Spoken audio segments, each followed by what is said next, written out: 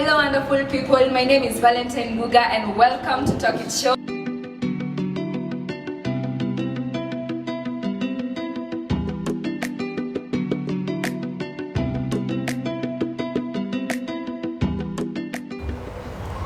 Hello and welcome back on board to Talk It Show. My name is Valentine Muga. Today on the show we have a guest by the name MaryAnne, who's a psychologist, and she's going to be introducing herself even more. Take it on. Okay, thank you so much, Val, for that excellent introduction. My name is MaryAnne Nyambura. I'm a student at the University of Nairobi, but pursuing bachelor degree in counseling psychology. I'm also a sign language interpreter in various organizations. Yeah, thank you. Yes, and today we are hosting one who's a representative of ATP Foundation. Maybe she will be able to explain to us more about it herself. Okay, basically, ATP in full means Against Teenage Pregnancy. It focuses on teenage mothers as well as the people, as well as the children who are at children's home, those people who are going through domestic violence. Basically, it's a all-rounded organization that focuses on the mental health. Thank you for that. We are going to be diving right into a conversation about the 16 days of GBV, gender-based violence activism, that has been going on all over the social media and even in the community aggressively with those people who are passionate about it. This being the final day, whereby the 16 days of the GBV is being finalized. Our main focus for today in the 16 days of GBV is going to be on the topic and the gender-based violence in allyship. MaryAnne Nyambura, you'll be at the best position to explain to us what this really means and how are we going about it as a society. Okay, I think before I dive to that domestic violence with allyship, I'll just highlight some of the activities that has been happening before that 16th day. So basically, we have been focusing on the domestic violence that has been rampant in our society, happening mostly for girls and the women. And since the 16-day activism was set from 25th November to the 10th of December. So basically focusing on the ladies and fighting for the rights of girls and women in our society. So majorly it has focused on the sexual harassment, the disabled people, the HIV people, and so on and so forth. Okay, in response to your question, Val, as we focus on ending this being the last day of 16 days of gender-based violence activism, I would say that the last part, the gender-based violence through allyship, this is basically whereby the people who have gone through the gender-based violence, they come together as a group, because since they have gone through counseling, which is professional, they have built a foundation whereby they can rely to each other, and in case something pops up, they are in a position to vent it out through their members. So basically it's forming a trust, accountability among themselves, whereby they can air out their views without being judged or feel like they're talking too much. To make everyone understand what GBV is, I would say that it's a harmful attack towards another person, especially to another gender, as a way of coping on about their stresses or their emotional struggles. So gender-based violence take many forms. There is physical abuse, there is verbal abuse, there is financial abuse, psychological abuse, and sexual abuse. And unfortunately, most people are just aware of one abuse, that is physical abuse. But today, I hope that you'll understand that abuse is not only physical abuse, but other forms of abuse. That is so precise. Probably that was very important to highlight, because there are a number of people out here who think that gender-based violence is only based on being physically harmed, based on your gender. But as you have been enlightened today by our psychologist, MaryAnne, is that gender-based violence is actually very wide, and we need to be more informed in that area. Probably I'd take it back to you when you were explaining about how it is not only physical, but you also have the verbal. How does verbal come in? How does the setup about financial? You mentioned financial. There's also finance in, and then there's also sexual harassment. At least for sexual harassment, that one I know it's there with us, but on finances, I'm not sure we have it with us really at the tips of our fingers with that information. Probably you'd enlighten us more on those other aspects. Thank you so much, Val, for that question. I would say I'll go into detail about financial abuse. Financial abuse comes in when a partner tries to manipulate his or her, the wife's money, or vice versa. It can happen vice versa, whereby the partner tries to make the other partner, he or she highlights how to use money, when and where. You know, it's a kind of, you don't have freedom of your money, which you have worked on. And you will see that that partner who is manipulating can go to the workplace and tells the boss to be given their finances, which is not okay, because you have worked for it and you deserve to be responsible of your own money. Wow, that's very informative right there. If you are working, you are either a gentleman, you are a lady, and your partner for some reason wants to be in control of your money without your consent, you have a right to actually file a case against gender-based violence. Thank you for that information. We are sure to now make more aggressive choices when it comes to our finances and standing up for ourselves, even based on our gender. Next one, probably would highlight about the psychological abuse. So psychological abuse, it boils down to the mental health. It's whereby a partner tries to, it comes through verbal abuse. You know, when your partner says starts abusing you, using vulgar language to you, you know, it goes back to your mind, and you start thinking that you are inferior, you start having self-esteem issues, and without knowing, imagine you are depressed, imagine you have anxiety. So basically it goes back to your psychology, and the way your psychology is, the way you start thinking, it affects your behaviors and it affects how you feel. You know, hurt people hurt others. The moment you are tortured psychologically, you start projecting those emotional distress to other people. Yeah. Wow, that is so well put. I think by now some of us realize that probably we have been actually abused. We are victims of gender-based violence, but we did not have enough information to actually figure out that we are being abused in form of gender-based.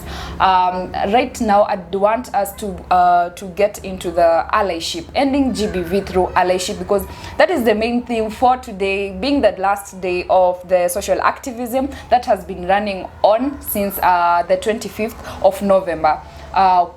You had highlighted that this allyship is where you have already have experienced the gender-based violence to actually be in an allyship, or it includes people who are actually just aggressive about it and want to defend other people and want to see them winning and want to see them striving past the victimization.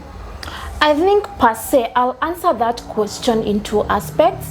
First, I would say that that allyism basically focuses on those people who have gone through GBV. But again, you can form a group. You know, the way we have chamas, whereby kuna kamushene, you know, such things. So basically, you can form a group. The main mission of that group is to empower each other, you know, to build trust, whereby you will go far as women and girls and you will achieve more. Because you have seen so many people who have gone through a lot of violences have come out, they are strong, strong, they are in a position to talk about it, and they are inspiring other people who have gone through GBV. So basically, not everyone can come into it, but if you feel like you have gone through, at some point you have gone through psychological abuse without knowing, maybe sexual abuse, maybe financial abuse, you need to plug in there.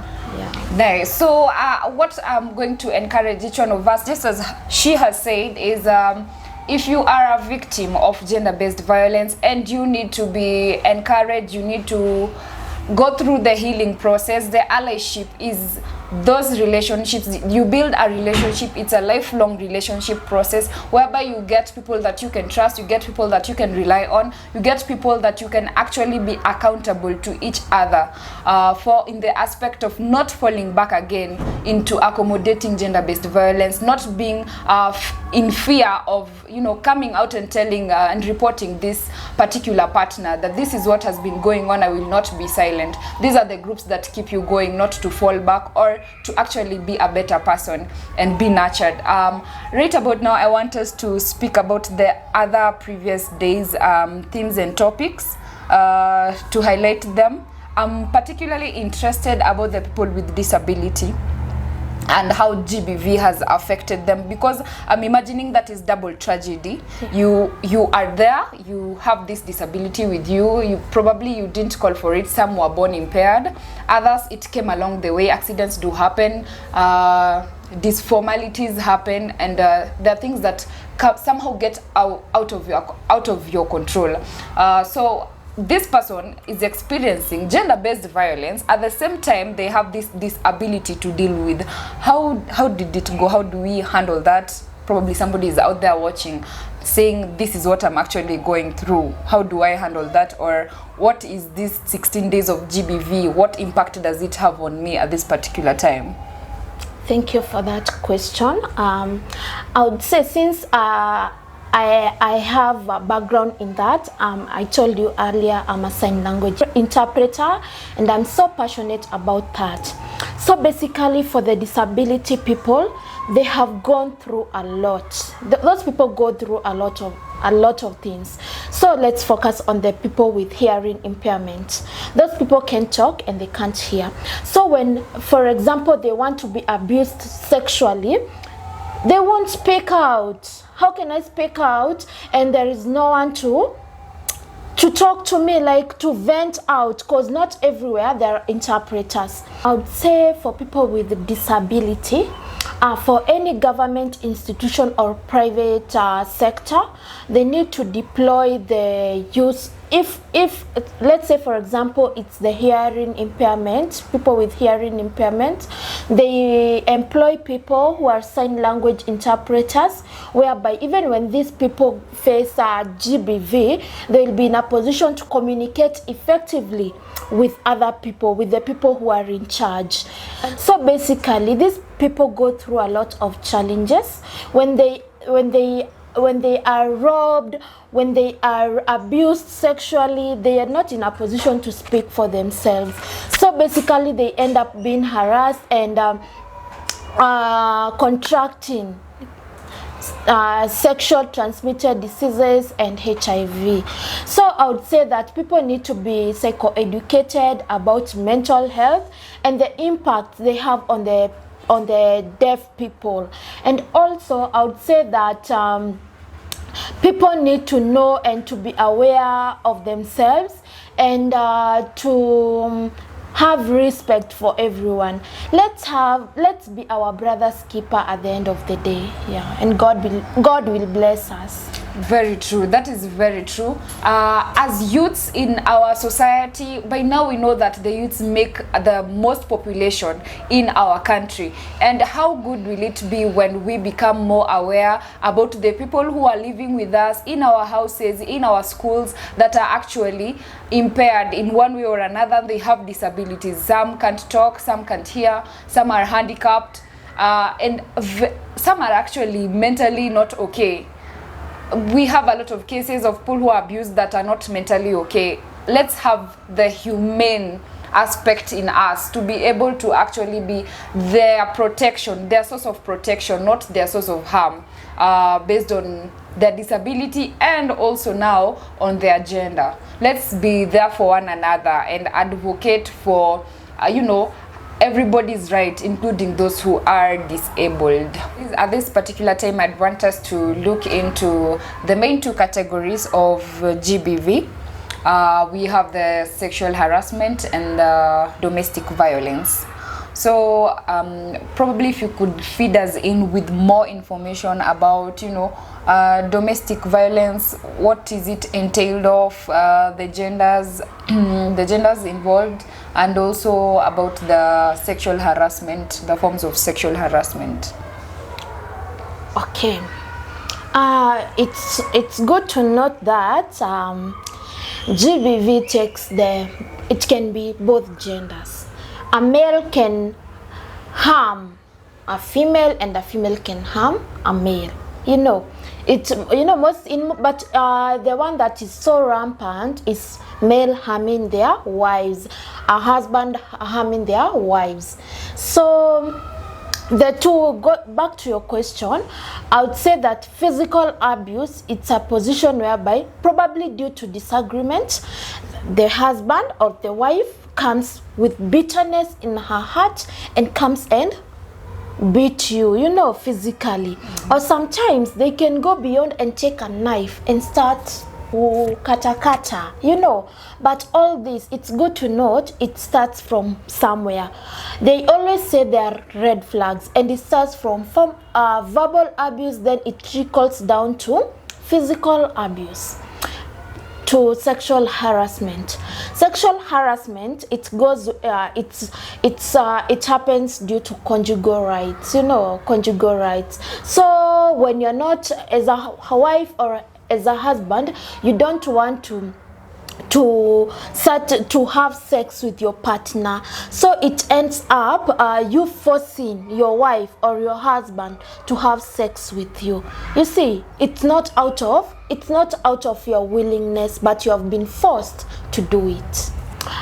Domestic violence and sexual harassment, it also happens to youths and to teenagers, in that when let's say for example you are boarding a matatu, you find conductors fighting all over you, touching you all over, without your consent. That is sexual harassment, and they can go beyond abusing physically. Maybe you haven't boarded their matatu, such things.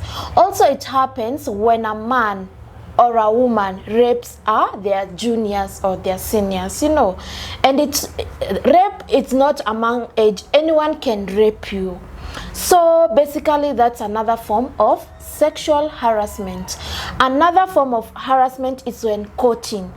You find yourself, you want to abstain till marriage, but who is this guy or who is this lady? They force you to engage in sexual intercourse without your willingness to do it. Yeah, nice. That is also important for her to highlight, because we don't, it's not a mighty number of us who are actually in stable marriages as youths. A majority of us are trying to, get into that courtship, probably trying to find out, will it really work?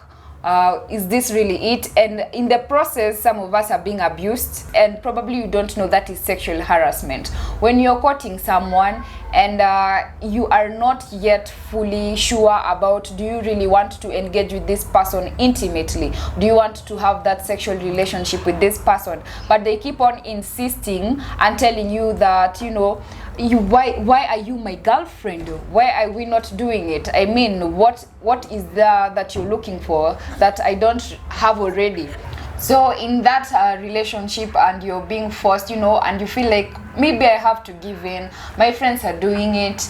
Everybody else is doing it. I don't want to let him down. I don't want him to leave me, or I don't want her to leave me, because it's actually going both ways with the genders. And with this particular, pressure, in going on in their relationship, you find yourself giving in, and that right there, I want to educate you, is gender-based violence in the form of sexual harassment, because you're giving in to something that is not out of your will, but it's because of pressure and fears that this other person has fed into your mind. Because you're giving in to the fears and the pressure that is being fed into your mind by this particular so-called partner, because it's not a real partner. A real partner would be kind to you, a real partner would be patient, a real partner would ask for your consent, especially matters to do with sexual relations and intimacy.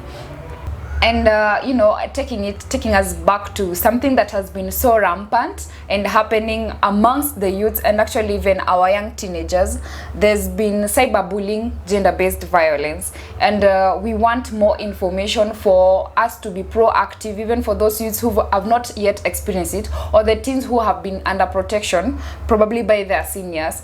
But it's something that should not be ignored. Probably if you highlight it for us, we'll be at a better place to deal with it. Okay, cyber harassment mostly happened around the internet, and the youths, this is the time that, youths are very hyper when it comes to internet, and due to advance in technology, people have moved online, and so basically you find that the youths are send their pictures to people, like let's say for example someone inbox him or her and tells him or her that you're beautiful, nini, send me your pic, and it's through that pic they start Photoshop, and they start sending their private parts. This is so unfortunate amongst the youth, and also we can see the incidents that happened a long time ago. This is whereby the ladies were being undressed because of wearing short dresses.